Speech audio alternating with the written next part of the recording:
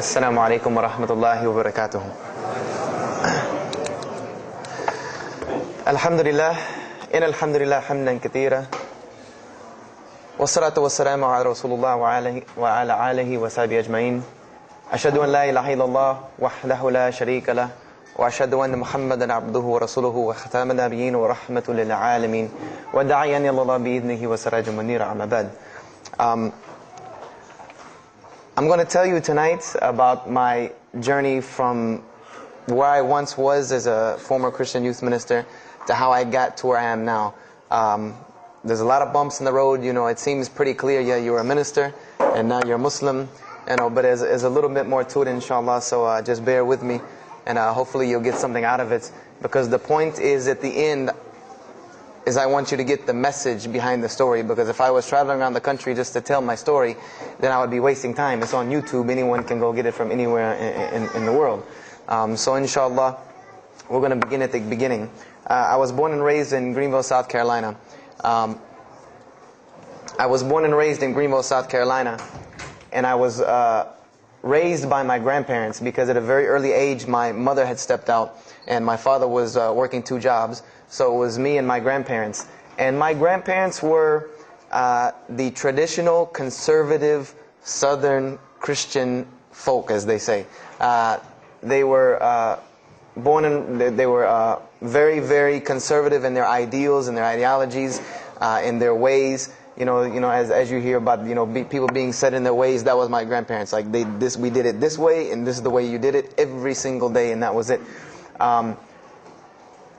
And we were very religious in the sense that we went to church on Sundays, we went to church Sunday evenings, we went to church Wednesday. And in Christianity, that's considered very religious.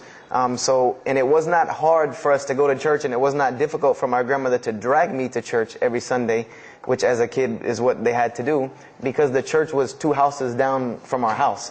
There was 2 houses, and then there was the church. So it was not hard for them to drag me every Sunday. And I hated church as a kid because of the simple reason that, we were brought up United Methodist. And Methodist is, for any of you know, it's very traditional. It's not like you think about like screaming and shouting in church and all that. No, you listen to the preacher, you stand up and you sing, you sit back down, you listen to the preacher, you stand up and sing, you sit back down, listen to the preacher, and that's it. That's all that happens. And the pews, as they call them, the chairs are made out of wood, they're hard, you get tired of sitting there, you're fumbling around, playing with the money that my grandmother gave me to put in the offering plate, all of these things. That's what I remember from church as a very small boy. But the thing that I do remember enjoying about church was Sunday school. Sunday school is what I got enjoyment from, because went to Sunday school, you painted pictures, of like Noah building the ark, you painted, all these pictures of Moses splitting the Red Sea. You learned the stories of Moses freeing the children of Israel from Egypt. You learn the story about him splitting the Red Sea. You learn the story about Noah and the ark. You learn the story about David and Goliath. You learn all these beautiful stories in Sunday school. So this was basically, as coming up, this is what I knew about Christianity, was the stories that I learned in Sunday school, because I never listened to the preacher during regular service. So that was the only thing I knew about Christianity. So coming up, this was how it was. It was just the norm. And the conservatism in my house, just to give you an example, and about the level of conservatism, is, if let's talk about gender issues, let's say when I became 12, 13, 14, and I started to actually, notice females, and I actually didn't think they had diseases and wanted to run away from them every time I saw them. Let's say I wanted to have a girl over or something of this nature. It was so serious to my grandmother that I had to make an appointment with her, let her know this girl was coming to my house. We had to sit in the formal living room, which in the South, I don't know how it is here, but you have the dining room, then you have the formal living room with all the nice stuff that you don't go in unless there's company over. And my grandmother either had to be sitting in the same room with us or in the kitchen where she could see directly in the room. I mean, this is just how it was in my house. This is how my grandmother and grandfather were. They were very stern. They were very loving, but there were rules, and those rules were the way they were, and they did not change. So this was my upbringing. And I would say at about the age of 12, 13, 14, more along the age 13, 14, I started going to the Saturday evening youth services at my church that were for 12 and up. And the youth services were held in the gym, and they were totally different than church. At the youth services you went, we played basketball, we played volleyball, we played dodgeball, we played every kind of sport, and we ate pizza and cake and candy, all the stuff kids like to do. And at the end, the youth minister, who happened to be my catty corner neighbor across the street. When I was 14, he was 17. He was the youth minister, so he would sit us down and give us a 30-minute lecture about Christianity, about something about God. He would give us a 30-minute sermon, and that's how the youth services were. And going to these youth services, I met some other people who went to other youth services. They invited me to Young Men for Christ and other things that were going on in South Carolina. And so I started to go to these different retreats and camping trips with them. And so that is when I would say that I started to become a Christian out of will. I became a Christian because I wanted to, not because it was something I was dragged to do. I started to actually want to be Christian. This is something I wanted to do. I made my own choice and my own decision to do it. So when I turned 15, I started going to high school. And when I was a freshman in high school, my best friend, who was the youth minister, was a senior in high school. And I remember we had a very close bond because I had not have my license yet, so I used to ride with him to school every day. And it was a big deal for me to be able to ride to school with a senior, especially since he had a brand new, when it was a brand new, but he had a restored '67 Mustang, which I've always been a fan of cars when I was a kid. So we had a very close bond, and we were very good friends because both of our parents were very similar. They didn't let us do much. So we spent a lot of time with each other. And when I became a sophomore, he graduated and started to attend Bob Jones University. I don't know if that rings a bell with anyone, but Bob Jones University is a very prestigious conservative Christian college in South Carolina. It's probably the most conservative college I've ever seen. Because the Moody Institute is known as one of the most famous in this country. It's in Chicago. But Bob Jones is conservative to the point to where when it comes to men and women, like men and women are not allowed to get caught talking to each other in a room alone if they're not married, holding hands on campus. The men had to wear button-up shirts or polo shirts tucked in with slacks or jeans. The women had to wear skirts. No jeans, skirts that came down to the ankle, and a shirt that came to the wrist. And this was part of the guidelines for Bob Jones University. You didn't party, you didn't drink, there was none of this that happened at Bob Jones University. And he started going there, and his major was textual criticism. And textual criticism probably doesn't ring a bell with anyone, and to explain it in detail would probably take another entire lecture. But just to give you a brief synopsis of what is textual criticism. A textual critic takes the ancient manuscripts of the Bible, the pieces of parchment that were found all over the world, and he has to learn Hebrew, Greek, Aramaic, Latin, these languages that these parchments have been found in. And he has to take these scriptures and try to find out where they came from, why there are variations in the many different versions of the same parchment. Let's say you have Matthew chapter 1 from the Bible. There might be 5,000 different variant readings of Matthew chapter 1 in 6 languages. And so he has to be able to take all these and sift through them, try to find out why there's so many variations of the readings, and then determine which one is the original. And that's not as easy a task as it seems. You could figure, which whenever the oldest is probably a more original, which is not the case since there are no originals. You might have one parchment that is the oldest parchment of the group, but it might be a copy of a copy of a copy of a copy of a copy of a copy laden with mistakes. And then you might have the newest parchment in the series that might be a once over copy from an original, or a twice over second copy from an original. Therefore, it would make the newer parchment more original than the older one. So it's not a very easy field to go into. And he started studying textual criticism, and being that I was his best friend, I started studying textual criticism. Whenever he was, doing his homework or research papers, I was right there with him. Whenever he did a homework, he would always let me read it. Or when he finished his papers, he would give them to me. He would pass down all of his papers to me. Every textbook, when he was done with it, he would give it to me. I started to learn a little bit of Greek, a little bit of Hebrew.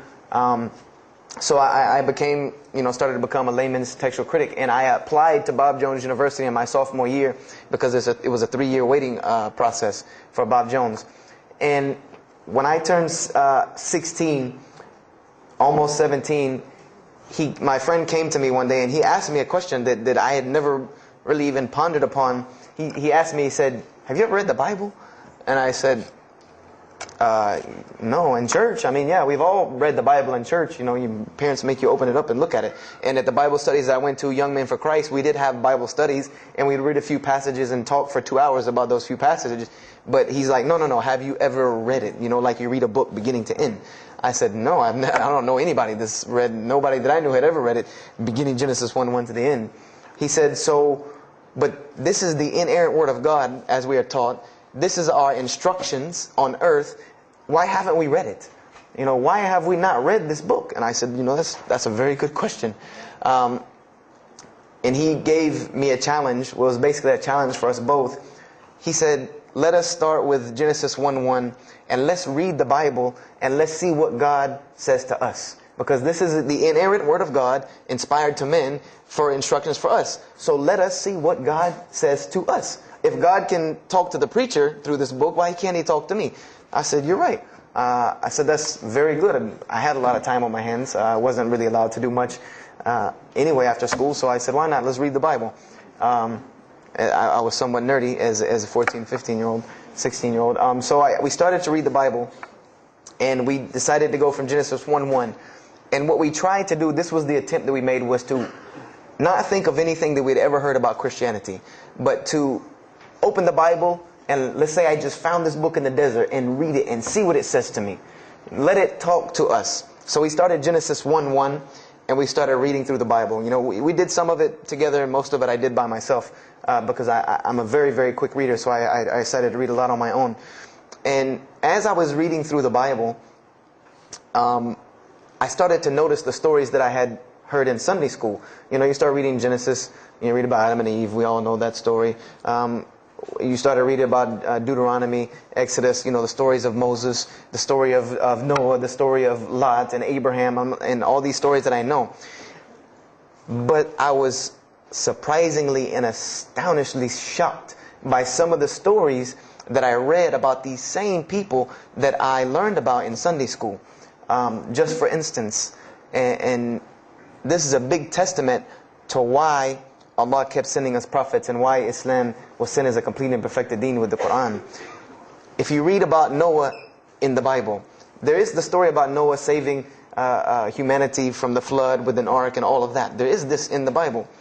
There's another aspect to the story of Noah that not many people know about unless they actually take time to open a Bible. This will not be preached from any pulpit anywhere. Is that the Bible says that Noah was an alcoholic. This is the Bible's portrayal of Noah, or Nuh alayhi salam, that he was an alcoholic, that he was a drunkard. This is the word used in the Bible, that he was a man given to alcohol. And I'm a psychology major, and my field of specialty is mental illnesses, and alcoholism is one of those, is a mental illness. And I know from seeing alcoholism's effect on one of my close friends' parents, I know that someone who is truly addicted to alcohol, and if Noah lived for so long addicted to alcohol, he was seriously addicted to alcohol. It is hard for someone addicted to alcohol to hold down a 9-to-5 job working at McDonald's flipping hamburgers, much less construct an ark to save humanity from a flood that's never happened. So that stopped me for a moment in my tracks, and I said, Noah was an alcoholic, you know, and it bothered me for a minute because I said, you know, things started popping in my mind like, if Noah was a drunkard, how did he know God was talking to him? Because, you know, I've seen some people, they're alcoholics, you know, you were just asleep in my dog's food bowl the other night, drooling, and now you're telling me you were talking to God last night. You know, you know, to rationally, that would not make sense to me. That's like, you know, an alcoholic on the street coming to you and tell you God's talking to him. You know, he has no, this would give this man no validity. This man has no validity with anyone. So I didn't pay it too much attention. It caught me, but I said, you know what? I'm going to keep going, because there's one thing that you don't do in Christianity, and I'll tell you what it is in a minute when I started doing it. Then I came across the story of Lot, or Lut alayhi salam. And we all know the story of Sodom and Gomorrah in these stories, but there's another very twisted story in the Bible about Lot and his daughters. There's a story of Lot and his daughters in the Bible that says his daughters got him drunk one night and seduced him and committed incest with him. A'udhu billah. This is the Bible. This is one of the Bible portrayals of the prophets of God. The person who saved his family from Sodom and Gomorrah. This is the story that is in the Bible. So I'm catching myself again, like, how this is becoming a really bad habit that I'm seeing. This is becoming a bad recurrence that I'm seeing over and over again in this Bible. So, after that I started, speeding through some of the other mumbo jumbo to get to more of these prophet stories. And I got to the story, there are others, and there are some stories in the Bible that are not PG rated, period. They're not rated for talking anywhere. You would need an 18 and up ID card to be able for me to even tell you these stories. So the one that intrigued me, that caught my attention the most, was of my most beloved story in the Bible, and that was of David and Goliath. That was my most intriguing story to me, because not only was, it said that in the Bible that David was a very small man and Goliath was a very big man, and that was appealing to me because I've always been very short, and as a kid I was really short. So, I said this was a very beautiful story to me, just in its prose and in its concept of overcoming. And so I started to read about David. And there are very beautiful stories about David in the Bible. There are indeed. But there is one story about David in the Bible that shocked me to my core. And it's a story about three people. There's three people in this drama: David, Bathsheba, and Uriah. And it says that David saw this woman named Bathsheba. And she was one of the most beautiful women of her time. And she happened to be married to one of the commanders of his army named Uriah. But David on this day decided that he was not able to resist his temptation to be with this woman Bathsheba, so he did. And he committed adultery with her.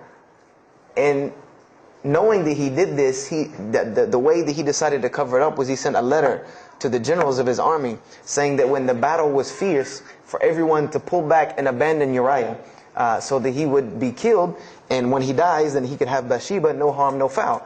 So David went from being the slayer of Goliath, the hero from man, to an adulterer, a plotter, and a murderer. And so this is when I really caught myself and said, hold on now. Something's wrong here. Something's got to give. I said, because to me, God's prophets in my mind were people of example. People who I could follow as an example, someone who was supposed to be the best of us, so that we could follow them and emulate them. And they're turning out to be worse than some of the people that you see on America's Most Wanted. David is somebody that, if I only knew this about him from the Bible, I see him coming down the street, I'm going the other way and calling 911, because he has to have a warrant out on him for something. This is what I'm thinking in my mind. This man is not an honorable man at all. He killed Goliath, yeah, but he killed this other guy named Uriah to be able to commit adultery with his wife. So I committed the cardinal sin in Christianity. I started asking questions. This is the one thing you do not do in Christianity, is you don't ask questions, especially not about issues like this. So I went to my pastor and I started asking questions. What's going on here? Pastor, there's a very bad recurring habit about these men in the Bible. What is the deal here?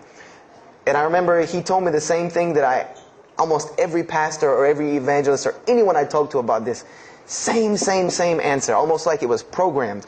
They would put their hand on my shoulder and say, Brother Joshua, don't let a little bit of knowledge wreck your faith, because you're not justified by knowledge, you're justified by faith. And they would quote me verses like, lean not on understanding, Paul's, we're justified by faith in Jesus Christ. They would quote this whole line of thing to me like it was already pre-programmed, that they programmed in pastor school that people are going to ask you questions and here's the answer. So I said to myself, I don't know, Pastor, this just seems kind of odd. He said, let me tell you something. What you're reading is the Old Testament referring to God's covenant with the children of Israel. And they were a different people, a very stubborn, crazy people. So why don't you move on to the New Testament?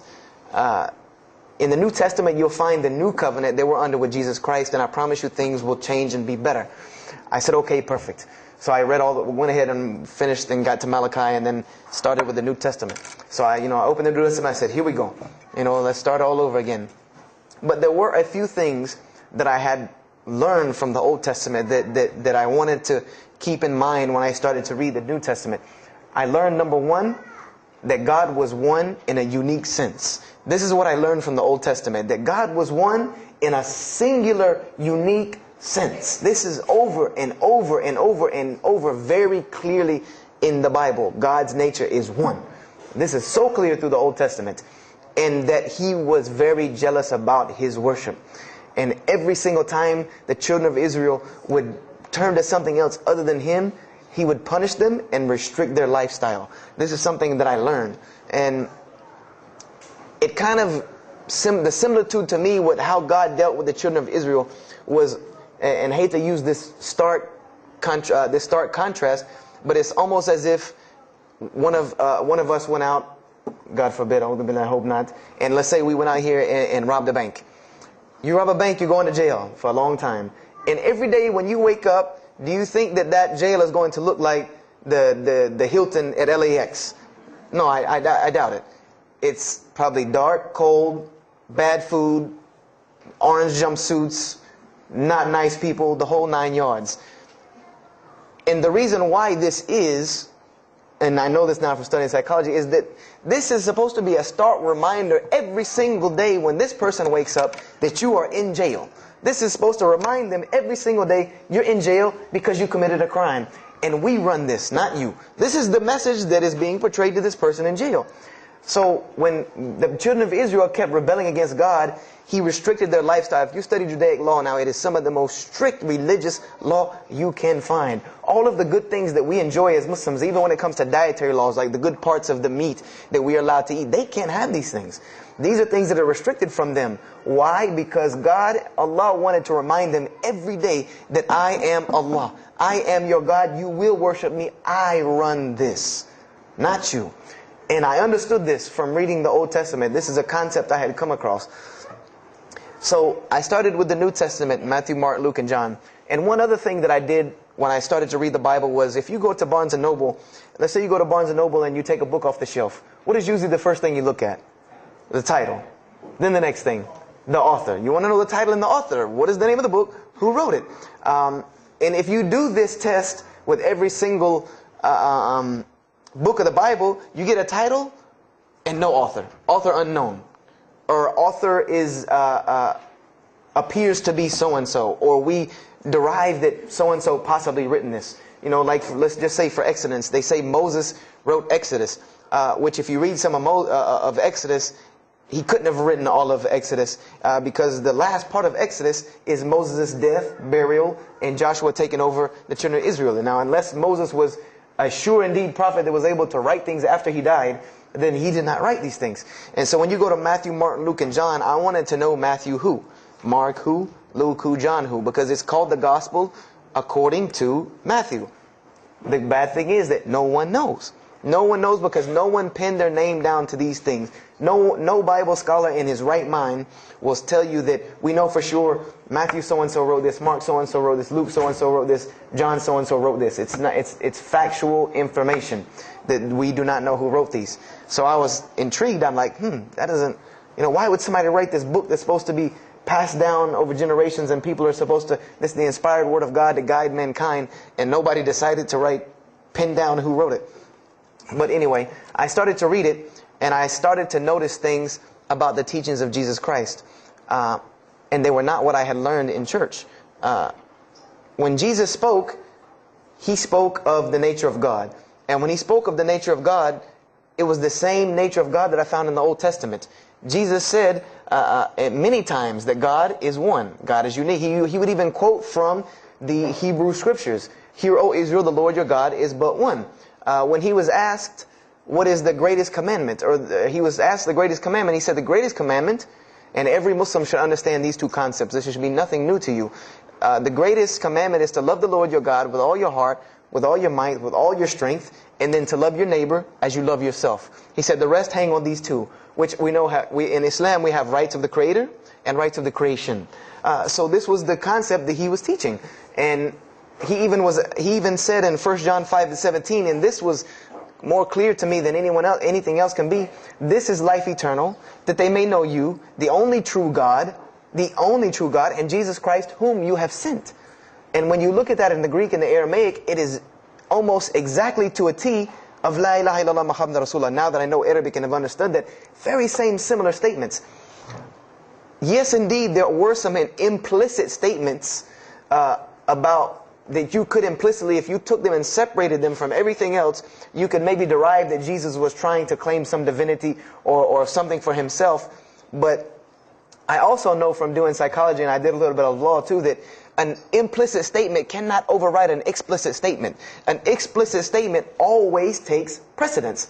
So if Jesus said God is one, and he anagorically may have alluded to God being more than one, then the clear statement overrides that each and every single time. So this is what I found through the New Testament. And I also found that Jesus taught salvation. But his salvation that he taught was obeying God and following the commandments. This was his mode of salvation. One man asked him, "Good master, tell me how I can inherit the eternal life." He said, "Follow the commandments." Follow the commandments. He even, in Matthew, was so sincere about it. He said, "Whosoever shall follow the least of these commandments and teach men to do so shall be called the greatest in the kingdom of heaven. But whosoever shall break the least of these commandments and teach men to do so shall be called the least in the kingdom of heaven." So this I understood very clearly, that Jesus taught the same nature of God that was in the Old Testament. He taught that the salvation lied in worshiping God and following the commandments. This I understood. Matthew, Mark, Luke, and John were very clear about this. There were other things, the only begotten Son, but these things were not in red letter, so I did not give them as much weight as what I did to the actual words that Jesus Christ was saying out of his own mouth. So I read Matthew, Mark, Luke, and John. All of it was saying the same to me. I said, I was thinking to myself, this is not what I was taught about Christianity. You're taught that God is 1 in 3, 3 in 1. 1 equals 3. Father, Son, Holy Spirit. Jesus died on your cross to forgive your sin. And there was another thing that I noticed from the Old Testament, and this is a beautiful lesson to Muslims, because you're asked this all the time, especially when it comes to da'wah. And I never put 2 and 2 together until I learned Islam and then read the Bible one more time.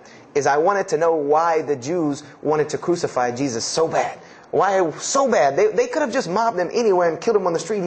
It's not like he had clans like the Arabs that would have come and backed him up. I said, why didn't they just kill him? Why were they so strict and sincere to tell Pontius Pilate, you got to kill him and you need to sanction it. We can't do it, but you need to sanction it to kill him. And now I understand it. Was that Jesus had a mission, and that mission was to share God with the world. And Paul even kind of tells on himself in his book of Galatians as to why Jesus was meant to be crucified, or the Jews wanted to crucify him. Paul said that the crucifixion is the stumbling block for the Jews. And he explained in Galatians that Jesus Christ, and this is how he tried to roundabout explain it, was cursed for us, to remove us from the curse of Allah by taking this curse upon us. For it is written, and he quoted the Old Testament, everything that hangeth on a tree is cursed. So I went back and studied the Old Testament and Judaic law, and I realized that people who were crucified, that was considered a curse upon them. You had to do something pretty serious to get crucifixion, because it was considered a curse from God. It was part of their law that when someone is crucified, that person is cursed. So wherever they buried these criminals, like in the graveyards in Israel, in Jerusalem, in Palestine, where they buried these criminals that were crucified, this was considered cursed ground. This was considered ground that you didn't go on, and you did nothing here, because these people are cursed by God. So I started to put 2 and 2 together. That it's not that they wanted to kill Jesus, because they could have just killed him. They wanted to disprove who he was. This was their point, was to disprove who this man was. He said he's the Messiah. They wanted to disprove it. And they knew, if you can crucify Jesus, he can't be the Messiah. He cannot be our Messiah if you can crucify him. And even if he is, if we can still force our crucifixion on him, then that'll detriment his message. So they understood this and knew this, and this is why they wanted to crucify him. And this is exactly why Allah saved him from it. Because everyone asked you, why did Allah save him from the crucifixion? Because you cannot crucify. That was part of his law that he came to fulfill, that he could not be cursed according to this law. He said, I have come to fulfill the law. To fulfill it. Therefore, he couldn't be cursed according to it. And this is why he went to the Garden of Gethsemane and asked God to remove this from him, because he knew how detrimental this was to his message of crucifixion. So I began to see all of these things. So I started to read. I got to the book of Acts and started to read the writings of Paul the Apostle. And things went from this to this. It went from one way to another way. It went completely flipped, turned around. The entire teachings went from obeying God, worshiping God, following the law, to worshiping Jesus Christ and abolishing the law completely. Paul even wrote to the Galatians, "Oh, you foolish Galatians, why are you still following this cursed law?" Jesus Christ came as a curse to remove us from the affliction of this curse.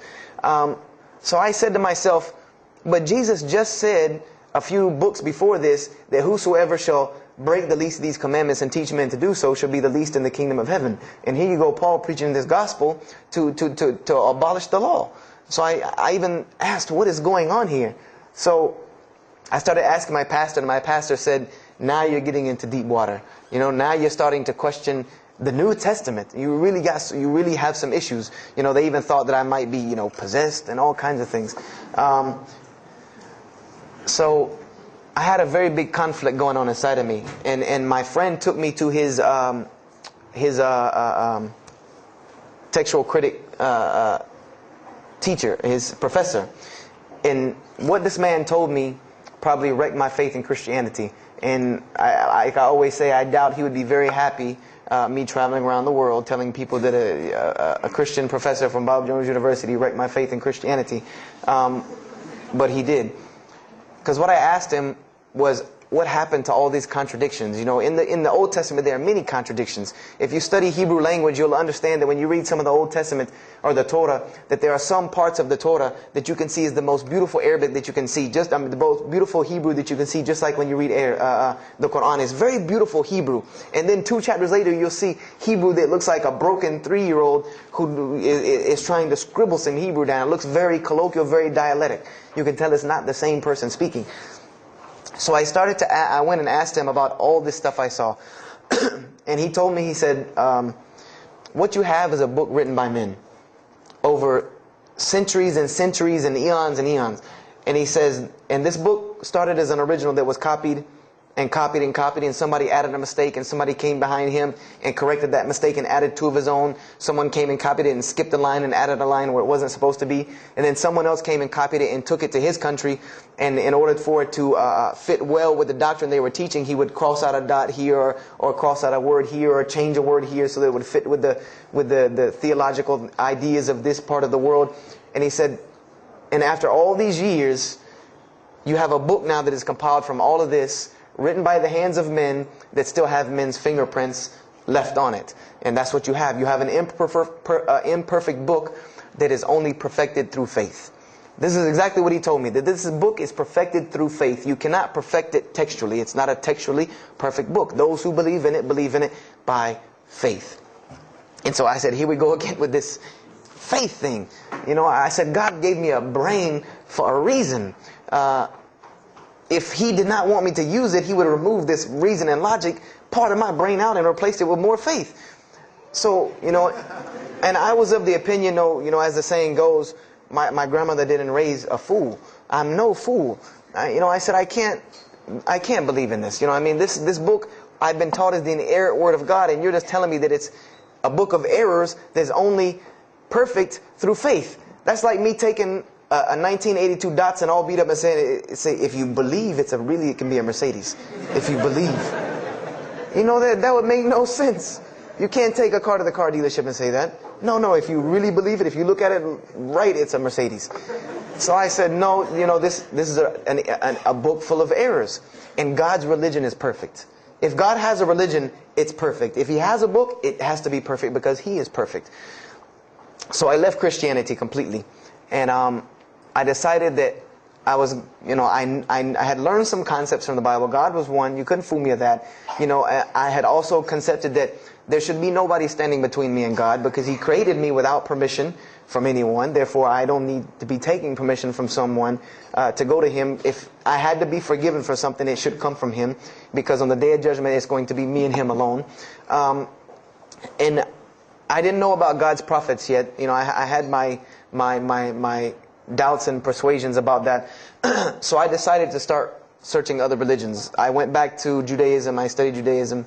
I found the same thing that Jesus taught about two spiritual Jews that leave the law, and Jews that were so caught up in the law that they left no room for spirituality.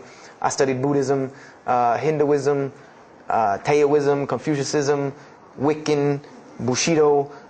Everything I could get my hands on, every type of ism or religion, I studied it. But there was one litmus test that I used for every religion. And whenever I met them, or the people, or whatever about this religion, I would always ask them, do you have a book? Do you have a book? Because another thing I had come to the conclusion of is that if your religion is true, you should be able to tangibly hand me something and show me that this religion is true. Give me something that I can see. I don't want to hear that faith stuff anymore. I heard that all my life, and look where it got me. It got me thinking I'm driving a Mercedes running around in a 1982 beat-up Datsun. I said, no, you have to show me. And so I read the Bhagavad Gita, I read the Torah, I read the Scrolls of Tao, I read the Code of the Bushido, I read the Wiccan Book of Spirits and Spells and all that other magic stuff they have. And I read all of these things, and I found something very congruent with all of it, was that there were very same philosophies and teachings in all of these major religious books. They all talked about God and His nature. Most of them alluded to the fact that God is one, and that God sends messengers to us and people to us to teach us. But they were filled with a whole bunch of garbage, to be honest with you, that I couldn't logically, rationally believe. So at about the age of 17, just about the time, about 17 and a half, I gave up my search for God. And I became kind of angry with God, because I said, here I am looking for you, and I can't find you, and it doesn't look like you're giving me any help. And I don't know how many of you know, but for a 17-year-old that is frustrated with God and the world, there's a lot of trouble he can get into. There's a lot of things he can do to put himself in predicaments when he's frustrated with the world and had come to the conception that, if there's a God that exists, then He doesn't really care about me. That's a kind of a dangerous young man. So I started doing the whole partying in trouble, going to parties, drinking underage, all of this stuff I started doing. I'm a perfectionist at heart. So when I was a Christian, I tried to be the best one I could. If I was going to switch to being any other religion, then I was going to do that 100%. So you better believe when I went after the dunya, I did that 100%. And I was a martial artist since I was 15 years old. And even though it was only 2 years, 2 years at 17, you think, you're Bruce Lee. So I got into a lot of fights. Got kicked out of school, had to go to another school, got in one fight, got arrested for a fight, and there were a couple incidences that stopped this downward spiral, because I was on a very, very quick downward spiral and I believe if I would have continued on that downward spiral, I would probably end up hurting someone, killing someone, or them hurting or killing me. And there were two incidents that brought that to an abrupt stop, like pulling the emergency brake. And the first one was a car accident that I was in. My friend and I were on the way back from Clemson University from a frat party, and we were driving up 385 in South Carolina, and we were both highly intoxicated. And I decided that night that he was driving. I decided to put my seatbelt on for the only reason that I kept falling over when I fell asleep without the seatbelt on, because I didn't really believe in the seatbelt thing, because I said if I'm going to die, I'm going to die. That was the conception that I come up with, that if it's time for me to die, it's time for me to die. I didn't believe in the whole tying your camel thing. So I put on my seatbelt and I fell asleep. And the next thing I know, I remember waking up with the car shaking. And I woke up to grab my friend because I thought maybe he had fallen asleep. But when I woke up, the only thing I saw was the tree line and then the pavement coming right at my face. And the window smashing and the car flipping, the whole 9 yards. And us landing in a ditch. And I remember getting out of the car. That was the first thing I thought. you know, number one, I couldn't believe that, you know, you don't really think about, oh, you're alive. No, you just move. I jumped out of the car and realized that I had jumped out of the back of the car that wasn't there anymore. It was still in the median on the other side of the highway, and the front part of the car was over in the ditch. And I drug my friend out, who was knocked unconscious, and pulled him over the side of the road. I had no injuries. I looked at myself trying to find what's missing, and there was nothing but a piece of glass stuck in my arm that I pulled out. And it just so happened that a state trooper was passing the other way, because he turned around and came back. And when he came back, he asked what had happened. And the first thing he asked me was, did you see what happened? Because there was other people who would pull over, so I guess he thought that I was a bystander, because I started to walk towards him. He's like, did you see what happened? You know, where are the people? I said, yeah, I really saw what happened. I was in the car. You know, and he was like, you know, as they say, like the color drained out of his face, because he was shocked. He said, how were you in that car? You know, and of course they took the hospital. My friend got arrested, DUI. But before he put us in the ambulance, he was a man of God, because he looked at me and he told me, he said, young man, you better realize that you're on this earth tonight for a purpose. The only reason you're still alive is that God has a purpose for you. If not, you don't live through things like that. People without purpose, if you didn't have a purpose, then this night would have been your night. So you need to realize that. I said, this old man's out of his mind. You know, if God had been looking for me, he had the opportunity to get me a long time ago. So don't tell me about that God stuff now. So I paid it no attention. And about a month later, 3-4 weeks later, my friend and I, same two, he's on crutches still, we decided to go to New York City. We decided to just take off, drive to New York City. We didn't tell our parents where we were going. I said I was sleeping in his house. He said he was sleeping in my house for the weekend. So we drove to New York. And in New York, I remember going to the ATM to get some money. And in New York, they have these ATMs where you have to go in the little glass room to get your money at ATM. I don't know if they have that here or if any of you have been to New York. Now, alhamdulillah, you have to put your bank card in to go in there.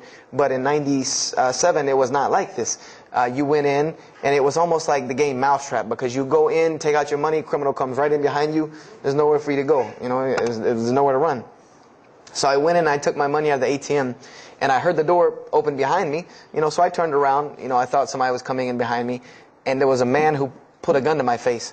And he must have really, really, really, really needed this money, because he didn't ask me anything. He didn't say a single word. I just remember looking at the gun in my face and him pulling the trigger. And it was a revolver.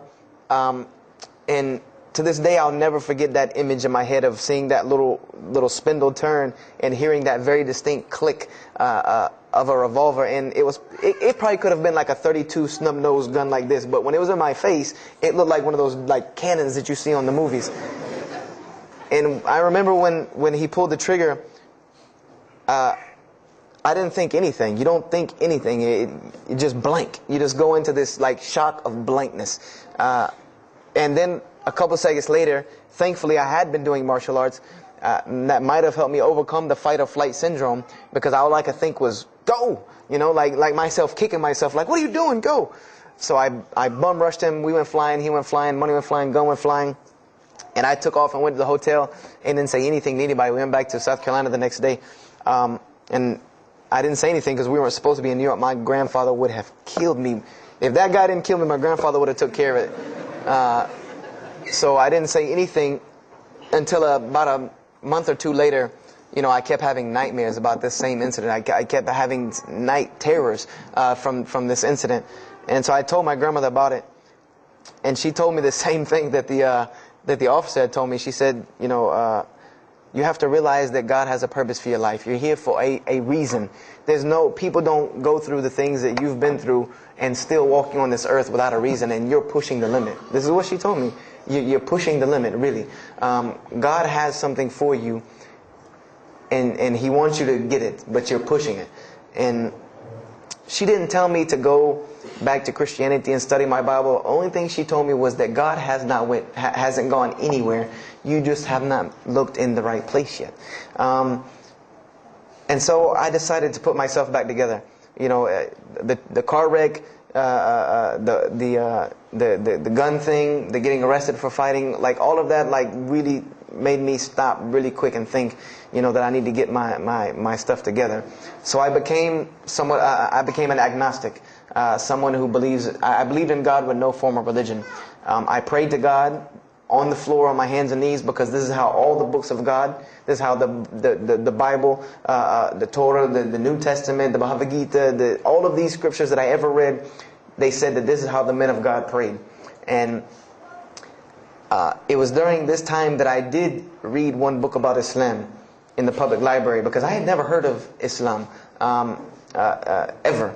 But I remember I was looking in the religious section in the library at school, and there was a book about Islam, and or it was in the library, the public library, and I remember it was some title like "Why I'm Not a Muslim" or some one of these titles that was propagandistic against Islam, but I had no idea. So I just took the book and I read it, and I remember it said that Muslims, M-O-S-L-E-M-S, and any of you knowing Arabic knows that's a very derogatory word. A Muslim is someone who oppresses someone else. That's a very quick sleight of the pen that was used in the past for a very real purpose.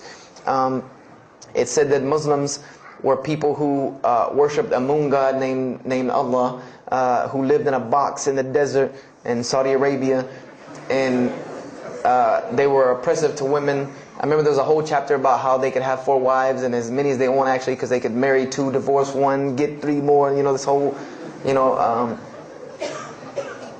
it said that I remember the one thing that really caught my attention was the whole chapter on jihad, where it said that Muslims were allowed to kill non-Muslims at any time, at any place, without discretion, and it was an honorable act, and not only would they go to heaven before it, but they would get 70 virgins on the way.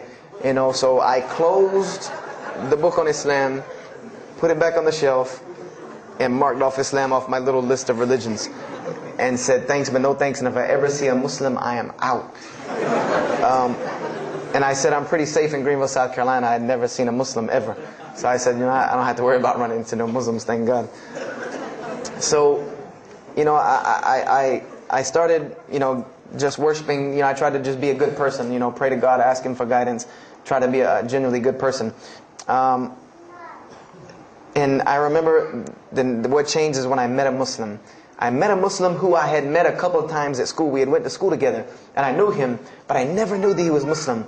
And there's a couple of reasons why I never known he was Muslim. Because he was African American, number one, and the book said that Muslims were Arabs.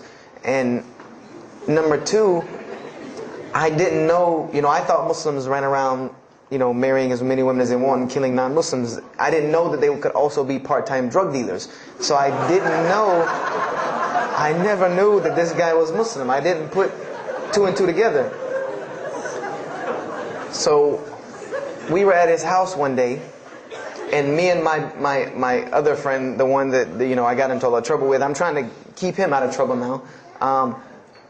We were at his house, and we were debating something about religion. I forget what even the topic was, but you had 2 teenagers thinking they know everything. And I was trying to explain something to him about the Bible. And that guy came in and was listening. He said, "Have you ever heard of Islam?" I said, "Yes, I've heard all about Islam."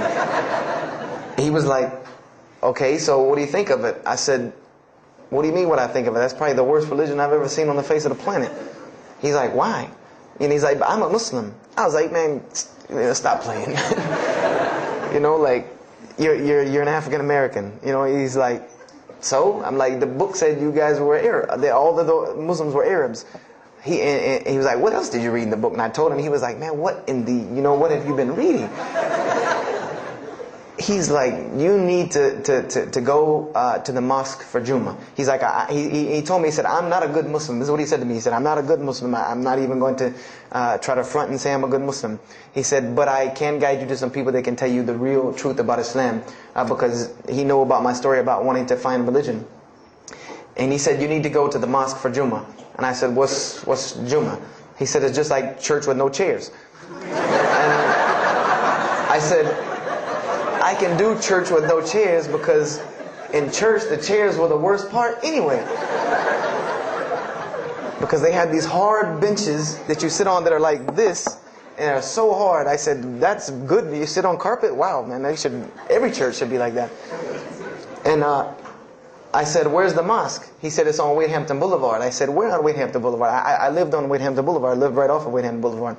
He said, you know where Lee Road intersects with Wade-Hampton? I said, yeah, I live on the other side of that intersection. He said, it's right there. I said, no, it's not. There's nothing. There's a gas station or a church. He said, yeah, you know that church, the Evangelical Missionary Training Facility? I said, yeah, I used to take missionary classes there. He said, you know that building in the parking lot with the gold thing on top? I said, the gym? He was like, no, that's the mosque. Because I had always thought it was the gym because it was in the same parking lot and it was just rectangular with 2 glass doors in the front. And you could literally walk in between the church and the masjid and touch them like this. Anyone doesn't believe me, go to Greenville, South Carolina, look at the masjid. You can almost touch both of them just like this. He said, yeah, it's right there. I said, I've never, at first I was shocked. Like, I've been living across the street from all these crazy Muslims all my life. I said, I never knew. And he told me to go to Jummah, and I asked him what time. He said he would meet me there at 1 o'clock in the afternoon on Friday. So I said, okay. I went on Friday. And I'm waiting outside for him. I'm not going inside. That's not happening.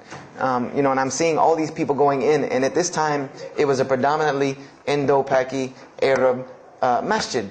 Anyone who went in was not American, period. And I did not see even one African American going there. And I did see one. And then when he went in, I heard him talking in a dialect that I realized he was probably from Africa. So I said, he's not American. So I'm not going, I'm waiting, and I'm standing outside sitting on the church steps, and the imam pulls up and parks right in front of me, who I had no idea he was the imam. But he got out and he asked me, am I waiting for someone, this, that, and the other? And I explained to him. He said, oh yeah, we know this brother. You don't see him that much, but we know who he is. He said, I'm glad you came. He was a very, very nice, gentle young man. And he invited me into the mosque, and I kind of wanted to wait on my friend, but I didn't want, at the same time, I didn't want to tell this man I don't want to go in. So I went in, and they put me in the back and gave me a chair anyway. And I said, I came to sit on the floor. And they gave me a chair anyway, and all of these people are piled up in front of me. And there's no Americans here. And I'm starting to wonder, if this is a setup. Because it's starting to smell like a setup to me. Because in my mind, I'm like, you've been set up before, and this seems kind of like this. So, and I'm starting to think in my head, scenarios, a young mind at play. I said, this other guy, my friend, he probably was in the same situation like me, and he probably made a deal with them to get out as long as he brought other Americans and tricked them into coming to the mosque so they could do their jihad after Jummah and get their 70 virgins. So I'm sitting here, and there's all these people in front of me, and then there's a curtain with all these people behind me making noise, and I have no idea who's back here. So I'm stuck in the middle of this. I hear that it's some women, but I don't, there's a curtain. I have no idea. So I'm like, there's something very odd about what's going on right here. I'm like, just let me make it. I'm starting to look for the exit. I'm like, calculating how many people are between me and the exit. I know some martial arts, so I said I'm going to hit a couple of them, and I'm out. And then the imam came, and I just now realized that he was the imam because he got up on the minbar, and they started to call the adhan. And, I said, okay, that man seemed nice. He seemed genuinely nice. So I felt a little more comfort. And then he got up after the adhan, and he started his khutbah. Inna alhamdulillah nahmaruhu. I said, oh my God. I said, I bet you he's talking about me. And he's being forceful. He was getting loud and banging on the minbar, and he's pointing in my direction. I'm like, oh man, I got to get out of here really quick, I said, well, I'm going to take my chance with the women behind me. I'm going through the curtain. And then he started to, when he got done with his Arabic tirade, he started to explain it. That verily all praise belongs to Allah alone, or God alone, and Him do we worship, and Him do we seek help and assistance. We seek refuge with Him from the evil that lies. He explained what he said in Arabic, and it sounded to me so beautiful. It was very, very beautifully prosed, what he said, and I wanted to know where he got that. I said, where did he get that? Because it was only about God and about the nature of ourselves. All of us should know that the beginning of the khutbah, and he quoted the 3 verses from the Quran. O you who believe, fear God as He should be feared, and do not die. And instead of state of submission to Islam, he was a very wise man because he translated everything. It was almost as if he knew I was there and translated everything for me. And he. I remember to this day what the khutbah was about. And I don't know if he did it because I was there, or if that was his already planned khutbah, but it's almost as if it was meant for me. The khutbah was that, the title of it was that the forgiveness of Allah is open to anyone at any time, at any place, no matter what, unless they have committed shirk. And the prose of the khutbah was a very long hadith. That some of you will know. And just to make it short, it was the hadith where the Rasulullah ﷺ met Angel Gabriel or Angel Jibreel, and Angel Jibreel was telling them to tell him that if the Muslims commit this certain sin, to tell them that Allah would forgive them. And every time he would tell the Muslims, they would say, okay, well then what about this sin? And he would go back and meet with Angel Jibreel, and he would go back and come back and say, tell them that Allah will forgive him for that. And this discourse happened, for many different sins. And then finally Angel Jibreel alayhi salam said, tell them that Allah has said, no matter what they do, even if their sins are compiled, like the oceans are from the east to the west, as long as they have not associated a partner with Allah, tell them that Allah will forgive them. And I remember he told me that, or he said that, that the door of repentance to God is open as long as you have not seen the angel of death or the sun hasn't risen from the west. I didn't really understand the sun risen from the west thing at that time. But, and he said that, God's forgiveness has to come from God alone. This was the whole premise of his khutbah, was on forgiveness and tawbah. And I was saying to myself, these are all of the same concepts that I had formulated through reading the religious scriptures myself. And I'm asking myself, where did he get this stuff from? Where did he get all this? And he started using names like, he used the name Ibrahim alayhi salam, he used the name Musa, and I'm like, he translated it to Abraham and Moses. I'm like, where did he, where is he getting these? These are names from the Bible, I know these people. And so after the khutbah, they started lining up for the prayer. And I got apprehensive because everybody's getting up in front of me and blocking my exit from the door. And so I guess one guy in the back saw me, and because I had to move back a little bit, he said, we're about to pray. And I said, pray to who? And he said, to God. I said, which one? And he said, the one that created the heavens and earth. The same one that's in the Bible, the only creator of the heavens and earth, the only God. I said, yes, I know him. And so the Imam started to pray, and when he recited the Quran, I know it sounded very intriguing. I had no idea what it was. But then when I saw Muslims bow and prostrate on the floor, verses and verses of every religious book that I had ever read started ringing off in my head, that this was the way men of God prayed. And the first thing that I could think of in my mind was, this is worship. That's what I said to myself. This is not prayer, because prayers are asking God for something. These people are worshiping God. So I said to myself that you've written this religion off way too easily. I thought I was a much more open-minded person than that, and I was ashamed of myself that I had written it off with just one little book. I had put all these studies into the other religions. I read this one thing about Islam and was done. So I went to the Imam after Jummah. He talked to me, and I would have to say that I was probably a little bit rude with him. And I've asked him to forgive me. I saw him a few years later. I said, you got to forgive me for the first time you saw me. Because he started telling me, would you like to know a little bit more about, he had a very heavy accent, he was an Egyptian brother. Would you like to know a little bit more about Islam? He tried to give me some pamphlets. I said, no. I don't want any of this right here. I said, do you have a book? This is what I wanted to know. Do you have a book? Can you give me? He said, yes, we have a book. I said, it's called the Quran. I said, can I read it?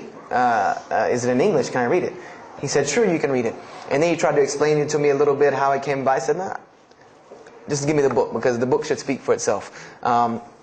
So I took the Quran home, and on Friday night I started to read it, because this is a book I had never seen before. And I was very interested. So I went home and I opened the Quran, and I read the Fatiha. It seemed to me kind of like the Lord's Prayer. It was a little similar to what I found in the Bible. But then I started to read Surah Al-Baqarah. I started to read Surah Al-Imran. And I started to see names that I had seen before. I started to see names like Abraham, Moses, David, Jesus, Yahya, John the Baptist, Zechariah, Mary. And I said, I know all of these names, but there was something different about these people in this book. The prophets that I found in the Bible were people that were deplorable, of not very good character. These same men in the Quran were someone who were at the highest echelon of moral character and moral fiber. They were someone that was an example to be followed because they lived the message that they preached. Therefore, they were able to be followed and emulated. So, I read all of these chapters and I read the story of Jesus, peace be upon him. Because when I saw the name Jesus first, that really intrigued me. I wanted to see, what does this book have to say about Jesus? And I read the story in Ali Imran, and I read a story in Surah Maryam. And it was more beautiful than anything I had ever read in the New Testament, or any nativity story that I had ever heard. It was more beautiful than that, times 10. I remember the only thing that I could capture my mind was the miracle of how, because in the Bible you never really figure out the conflict of how Mary gets over this finger pointing at her about her coming with a baby and she's not married. There's no real end to that. There's no real defense for her from this in the New Testament. But the Quran is so explicit and so clear that Jesus' first miracle was to speak from the womb, to speak as a baby and defend the honor of his mother. Something that you cannot deny. Something that you cannot deny about her, who Mary was, when you have this baby speaking on her behalf. So I would say I read the Quran entirely in 3 days. But that first night, after I had made it through Surah Al-Imran, my heart was already given to this book. I didn't know what it meant to be a Muslim. I didn't know how to be a Muslim. I didn't even know what that meant. But I knew that whoever it was that followed this book, I wanted to be like these people. I wanted to be like the people that I read about in this book. These were people I could follow. These were prophets. This was a book of guidance. And this was something that the book is calling and appealing to me. That if you don't believe in this book, you never see that. I've never seen this in any other scripture.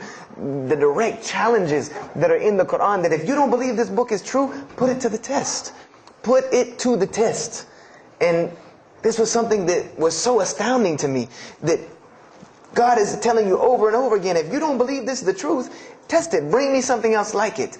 Test it. Put it to test. If it was written, if there was more than, all of the analogies about God, everything was so logical, so rational, so reasonable in my mind that it was like 2 + 2 = 4, and that was it.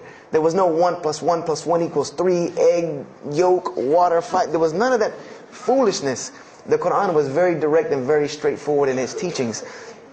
So I gave my heart to Islam that night in my living room, reading the Quran, and I cried and cried, that I had been looking for the truth all this time, had searched all this way, and it was right across the street from my house.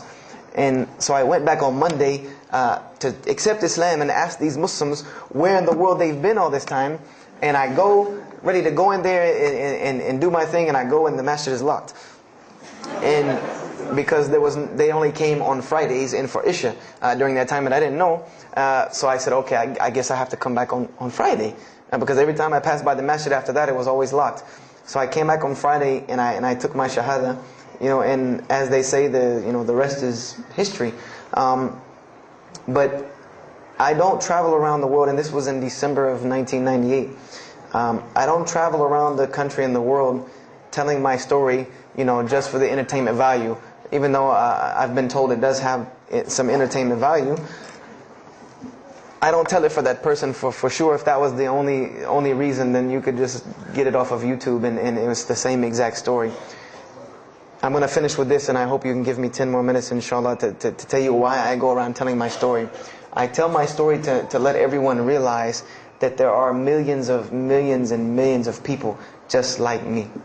Just like me in 1998, searching for the truth, can't find a way out. There are millions of people. There are probably millions of people in California, hundreds and thousands, if not millions, right here in in Orange County and Los Angeles in the Southern California area, that want to know the truth, that are tired of hearing the same garbage preached to them over and over again, tired of this shaitan box telling them the same thing over and over again, tired of the world being in the condition that it's in, tired of their life being in the condition it's in. And we as Muslims have the solution to every single one of their problems.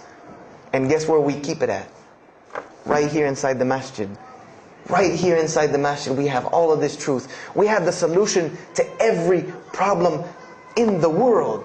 You want to solve the world hunger? The problem of world hunger? Islam has the problem. You want to solve the problem of world poverty? Islam has the answer. You want to fix the economic situation of this country? Islam could fix it tomorrow. And this was in an op-ed piece in the Washington Post. In the Washington Post, there was an op-ed piece that the two markets that are falling apart in this country are investments and housing.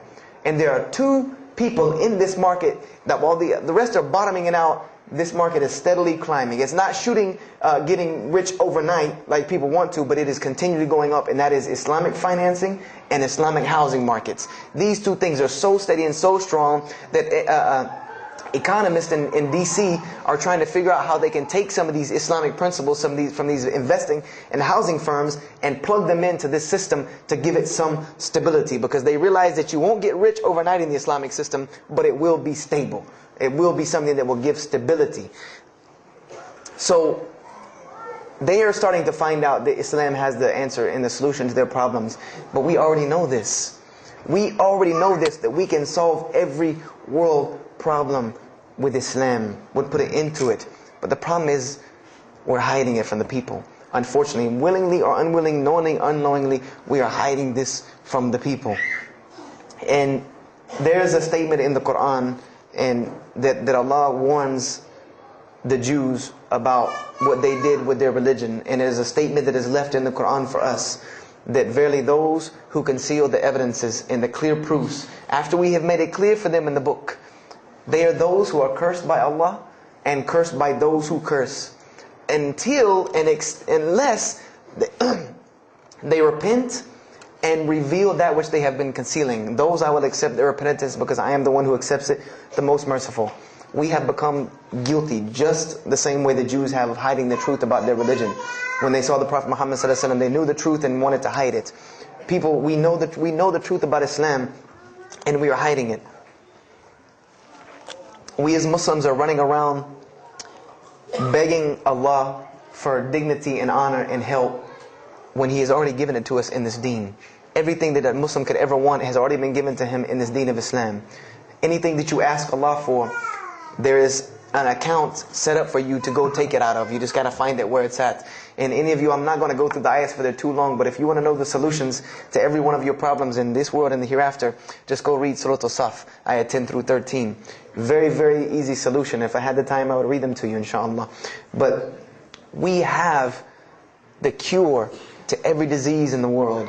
And we're not giving it to the people. And I want to use this as a parable, because I really want this to hit home with you. Let's say, what is your name, brother? Abdullah, mashallah. Let's say me and Abdullah are best friends. We're brothers in deen. We're roommates.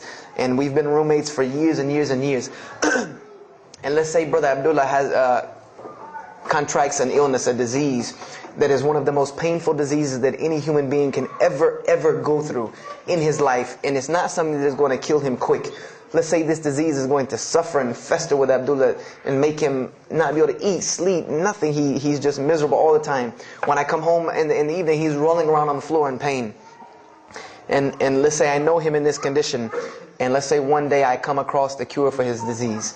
Someone tells me that if you give this to Abdullah or anyone like him, he will be instantly cured and he will never suffer again. And let's say I take that and put it in my pocket, and I don't give it to Abdullah. Why? Why don't you give it to Abdullah? Well, number one, I'm way too busy. I have 2 jobs, going to school, I have a long commute back and forth, I got to drive up and down the 405 every day. I don't have time to give Abdullah this medicine, man. If he wants the medicine, he'll go get it himself. I don't have time. I'm really busy. Number 2, I'm not a doctor. I should not be prescribing Abdullah medicine, and I'm not knowledgeable in medicine. He should, if he wants help, he should go see a doctor. I'm not a doctor. Number 3, Abdullah's, please forgive me, but Abdullah's kind of stubborn. He doesn't really listen very well. He probably, he's kind of set in his ways. So even if I tell him this medicine is good for him and it'll cure him, he probably wouldn't even take it anyway. So why waste my time? Do any of these excuses sound familiar? And let's say I don't give this medicine to Abdullah and he dies. And let's say he dies the most painful death that you can ever imagine. I want to ask you a kind of rhetorical question. I want to ask you kind of a rhetorical question. Do you think on the Day of Judgment that Allah is going to call me and Abdullah up and ask him about this incident between me and him because I've oppressed him? I have oppressed him. I've allowed him to suffer knowing that I could ease his suffering. I'm sure Allah is going to ask us about this. But you know the beauty about Islam is that if Abdullah was a good Muslim, bore this disease patiently and died, he dies as a shaheed, inshaAllah. And on the Day of Judgment, this is how beautiful Islam is, that he could very well come before and Allah ask us about this, and Brother Abdullah say, you know what? Allah, I forgive him, so you forgive him. This is the beauty of our religion. And Allah will forgive me. But the disease I want to tell you about is the disease that every single non-Muslim walks around with every single day, and they don't even know it. It has no real physical symptoms, and that's the disease of shirk, the disease of being jahl, being ignorant about Allah subhanahu wa ta'ala. Allah gives them life, and they worship someone else. Allah feeds them, and they thank someone else. He created them and fashioned them in the womb of their mother and knows them better than they know themselves. And they have no idea who He is. They don't even know who He is. If that doesn't pain your heart to see a person in this condition, then for sure the hearts have become hardened. Because when I see non-Muslims, especially when I sit in places like airports, I see this disease. I see it on them. I see them walking around with it. And there's so many of them passing me, I think to myself, there's no way I could talk to all of them. There's nothing I can do.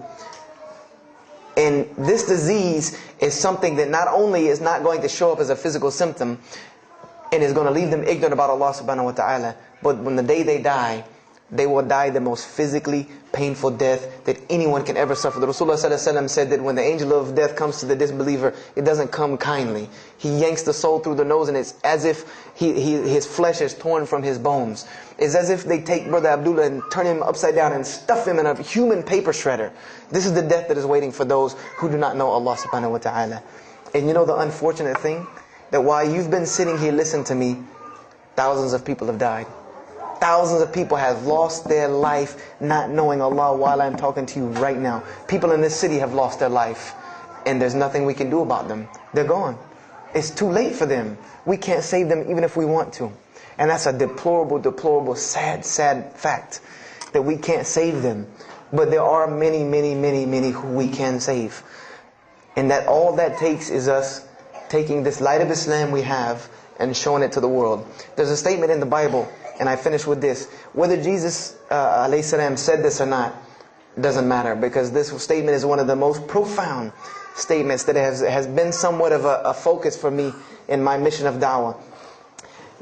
It is said that no one would bring a candle into his home and then place a bucket on top of it, because then no one would benefit from the light. No, if someone would bring a candle in their home, they would set it on the table in the middle of the room so that everyone could benefit from this light. And unfortunately, the Muslims of this generation, we are a bunch of candles with buckets on top of it. No one can see our light. No one can see the beauty of Islam. And believe me, if you don't see it, believe me, take it from someone who was once standing on the outside looking through the window at that light. It is one of the most beautiful things you can ever lay your eyes on. It is a treasure to be found of treasures. And everyone else can see this, and they will see this if we show it to them. If we allow Islam to be Islam. If we start becoming Muslims, meaning that the best form of da'wah that you can do to this world is very, very simple. It's not complex. It doesn't take a 10-hour workshop, even though some of the details do. But if you want to know the way, the best way to do da'wah is for Muslims to be Muslims.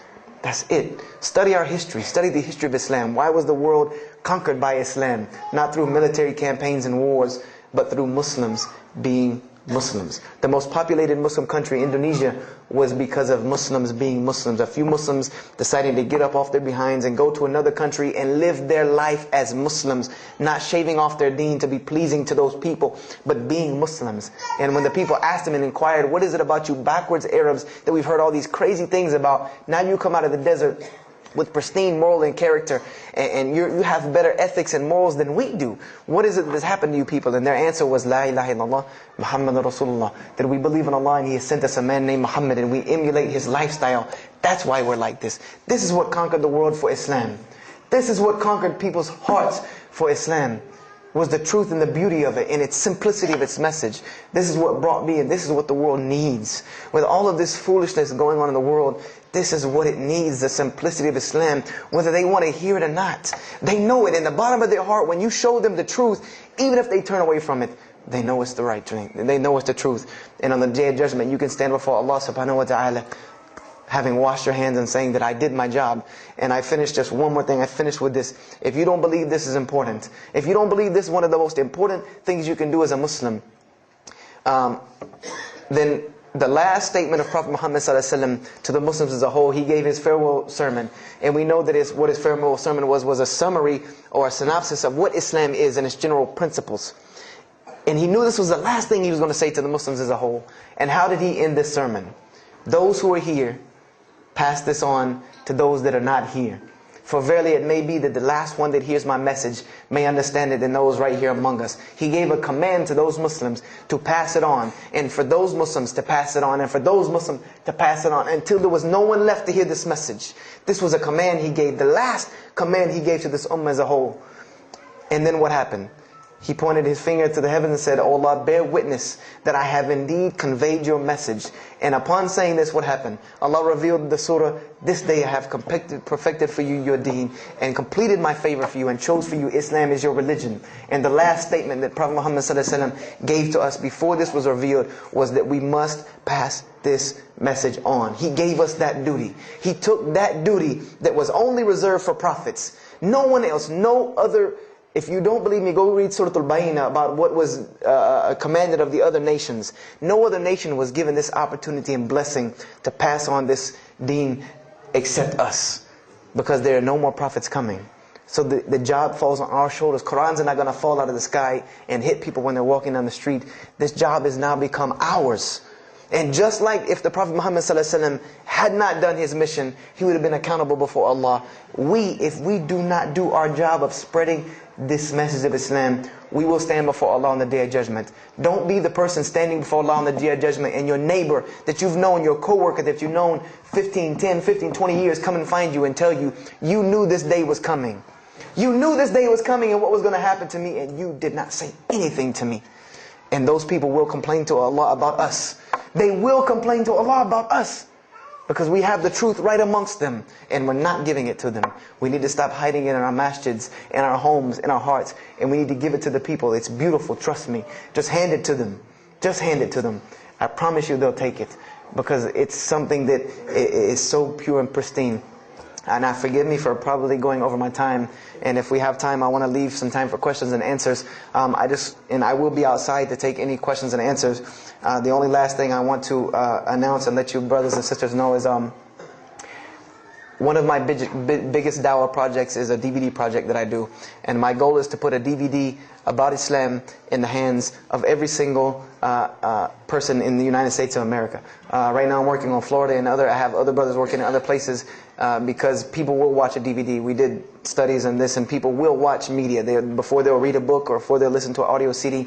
And alhamdulillah, through these DVDs we've gotten, I would say, an average about 2 shahadas a month. Because my personal contact info is on the DVDs, and people watch them and they call me and I converse with them, and usually most of them accept Islam. I just had a shahada the day before yesterday from Irvine, Texas, from someone who had bought the DVD and given it, a Muslim had bought it, gave it to his friend. His friend hated it or didn't want it, so he gave it to another person, and that person gave it to a co-worker at work who watched it and accepted Islam. So this is one of my biggest projects. And the way this project works is I make 100 DVDs, and I brought 2 of them with me today. I'm going to explain what they are. The way this project works is I make 100 DVDs, and 75 of them go out to different dawah arenas. And the other 25 I make available for Muslims to purchase for 2 reasons: so that they can be, so that I can buy another 100 to make, and so that you can share in this ajr along with me. Because when you purchase a DVD that makes another DVD, or you give it to a friend, then you share in this ajr with me. And everyone knows that da'wah is the biggest pyramid system because of the hadith Rasulullah sallallahu alaihi wasallam, that one who calls to guidance gets the same reward as the one guided, without that reward being lost from him. So I made these DVDs available to the Muslims so that you can put a little effort in da'wah and make another 100 inshallah. So I brought 2 today, and they're outside. One of them is called Islam in the Bible, which is basically what I just told you in a PowerPoint format, so that you could see all these verses that I saw, all these things that I read that allowed me to see the truth of Islam very clearly when I saw it, and I coincide them with the Quran so that you could see them. And there's another one the other one's called The True Gospel of Jesus Christ, where I go through the New Testament. Well, first part I think is an interview about me and my story to Islam, and there's some other Q&As on the other DVDs about nature of God and all these different things. But it's a PowerPoint presentation about the New Testament and Jesus Christ, and how you can prove to someone that Jesus Christ taught Islam from the New Testament, from their own book, that they have to agree. They either have to believe it or reject it. And if you believe it, then you have to believe what I'm saying is true about Islam. If you reject it, then this is your book, not mine. So, I try to use these 2 teaching methods, and they also can be given to non-Muslims because they're in a PowerPoint format. They're in a very educated format, and they're available outside for $10 each. So if you could please don't make me take any of them back home, because they always hassle me about taking 200 DVDs on an airplane anyway. So please come and get them. And if you have any questions, my contact info is on there and everything. If you have any more questions for me, and my website and everything. I thank you for your time, and if anything has been of benefit, know that truly all good comes from Allah subhanahu wa ta'ala. And if anything that I have said is incorrect or hurtful or shameful, know that indeed that comes from my own nafs and my own lack of understanding. أقول كذا هذا واستغفر الله لي ولكم فاستغفروه إنه هو الغفور الرحيم. السلام عليكم ورحمة الله وبركاته.